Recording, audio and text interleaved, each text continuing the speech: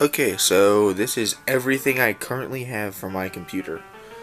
I'm going to go into detail on everything that I have and include what I do not have. I will get this out of the way first. This is not a build for everyone. I'm not saying this is the best build, this is what you should go do, this is any of this. No. Build a computer for what you want and what you need. Don't just go out and buy everything that I did just because it's what I got. I doubt anyone would ever do that because of everything that I did get, but do not do that. Tailor what your computer is gonna do for you. And with that being said, I took a long time and I spent quite a while building and getting everything here. I'm still a couple pieces short of finishing, but that'll come in time. But yeah, so let's now get into depth of everything that is here, as well as why I chose it, and pretty much what a lot of the technical specs of everything here really is. Okay, so let's get into this. Okay, so first up, we're gonna go with what's the easiest, power supply. I went with a thermal take power supply. It's a 80 plus gold rated. It's a 850 watt power supply, which if I did my math correctly should be plenty strong to run everything that I need. It's a modular power supply, meaning that everything does not have to be connected. It has all the different pin ins and outs. That way I can connect only what I need to the power supply and leave any cables behind. This current one that I have does have RGB lighting. It has its own smart zero fan control and the RGB light. And like all power supplies have their charts and everything with it. It gives you your DC outputs, your max output currents, and everything you really need. So this is pretty much the simplest thing to go into. You really don't need a very specific power supply. I would currently recommend anything in the modular form, just because it makes easy. This one was also really nice. I actually would recommend anything by these guys, just because from what I've seen from this one alone, I don't know about their other power supplies, but this one at least, very good. It has a very nice quality bag that you get all of your cables in. So yes, that's the power supply. Like I said, starting easy first. Next, we're going to go ahead and take a look at my memory. So this is in a Seagate Iron Wolf 2TB hard drive. I only have a single hard drive, just because I don't think I need more than one right now, and I'm not going to run anything in RAID. What I'm using the hard drive for is a lot of video storage and video editing, as well as my basic processes for the computer. So a lot of the softwares and stuff that aren't truly important to me, really, is what's going on here. So that's why I have this. I'm still going to be using my 1TB external hard drive as a backup source of everything, so that's why I wasn't too concerned and didn't want to go running with RAID. I recommend for anyone's build, do have a hard drive, and then so, because I have the option to, this isn't for everyone, this is, once again, my build. I have everything the way I wanted it for specific reasons. So I have here an M.2 drive. This isn't a very big M.2 drive. I have my M.2 drive just specifically for my operating system and any systems that I want to run extremely fast. So yeah, the M.2 drive that I have here is, okay, it says somewhere on it. Oh, it's in such tiny print. I don't think my camera can focus on that. Right there above the bar. Focus. There you go. Now do you guys see it? 256 gigabytes. Not extremely big, but it'll be plenty big for anything I currently need it for, which is the operating system and everything else. So I mean, I guess while this is out here, I'll grab the operating system. So I like Windows 10, so I've got, Windows 10 Home Edition here. This is actually a boot drive and installer and everything. So I can kind of go into this because a lot of things don't explain this to you. That's the boot drive right there. A tiny stick. Nice little Windows logo on it.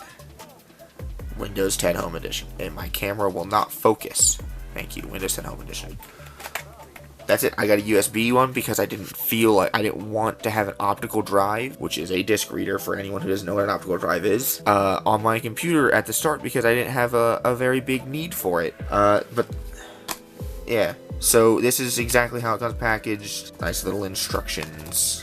and everything. So yeah, that's Windows 10. But yeah, so okay, we'll go ahead and move on to the next easiest thing, because that's what we do. Next up, we have RAM. So yes, you can buy RAM in a larger form. I actually found it cheaper to buy this RAM in individual packages. So my RAM is a bit overkill. I have 8 sticks here. Like I said, kind of going a little overkill with RAM. I mean, not really. It's quite common, but I'm just tired of having slow.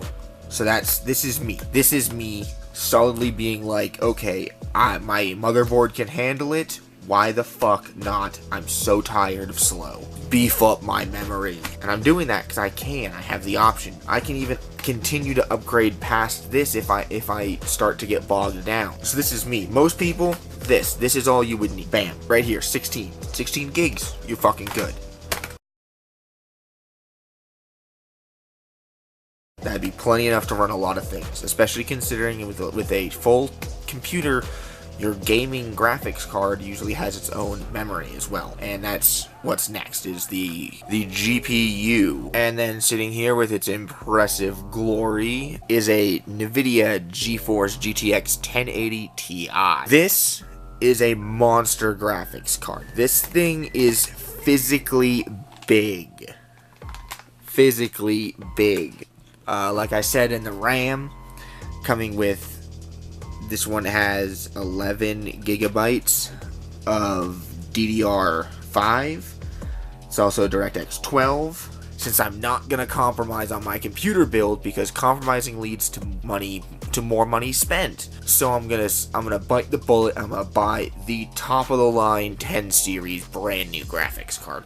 And that's exactly what I did. I personally with MSI because my motherboard is MSI. So that's my decision for MSI with that. You do not have to buy MSI. There's tons of brands out there that all are very good, all very reliable graphics cards. I personally just went with MSI because I do like their packaging and I like the look that this one had. I think it's the best look for me and my computer build that I'm doing. So next we'll move on to the motherboard. And here we have box. Yeah, I know, awesome, right? The nice, amazing MSI logo. Gaming G series. So I am showing the box first because I really like this. Is an amazing box. Focus.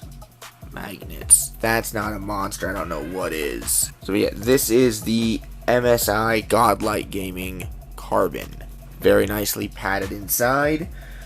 It's got, oh fuck, the CPU socket, that's what it is the LGA 2011 3 socket. It's got plenty of expansion. Like I said, I can hold all 8 sticks of memory, so I figured why the fuck not. It's got expansion slots. There's the M.2 drive up here. This is the back panel with all of your usual stuff, your keyboards and everything. And then you got all your pin plugins. For this, it's got all the pins here. The motherboard that I went with. Would I recommend this to anyone? If you're gonna go with quite a powerful build, yeah, this is a good computer. It's a very stable base. Lighting. I'm sorry, I'm a fucking sucker for that shit. I like that shit. So yeah, so that's the motherboard. I might as well just flip right over into it. So I got a 707 full ATX tower. Once again, sucker for lighting. Has LED support in it as well as fans. So things that I am missing. We'll go into that next. Okay, so the things that I'm missing is here. One, we have my Core i7, my CPU. I am missing this. Very important to have. The next thing that I am currently missing is a solid state. This is a Western Digital solid state, 1 terabyte solid state. Now I'm getting this because I want this only for my game. Steam library will be on there. So once again, this is my decision is to go solid state for my games. And then, not truly important, but I am missing it, is a cooling system for my CPU for my Core i7. So I need to get a better cooling system. And now I'm probably gonna go liquid cooled, just because I feel like it'll remove. I have a window in my case, so I can actually look in at all the glory that I've built. So I want to go. I don't want to have this giant heat sink and fan setup right on top, right in the middle of my motherboard. So a water cooling system will let me move all of that to the outsides of my case, with the radiator and the fans and everything, and just have a tiny little brick like this, like a tiny little brick like that, actually over my motherboard. I mean, actually on my motherboard with just those two cables coming out. So that's my decision, but so those are the things I have left to purchase. Like I said, not much left to get, but that's pretty much my computer in a nutshell. Hope you enjoyed. I'm gonna sit down and edit this now. Yay, so many jump cuts. That'll be like nothing for you guys. It'll be an interesting edit for me. Thanks for watching, guys. Have a good day.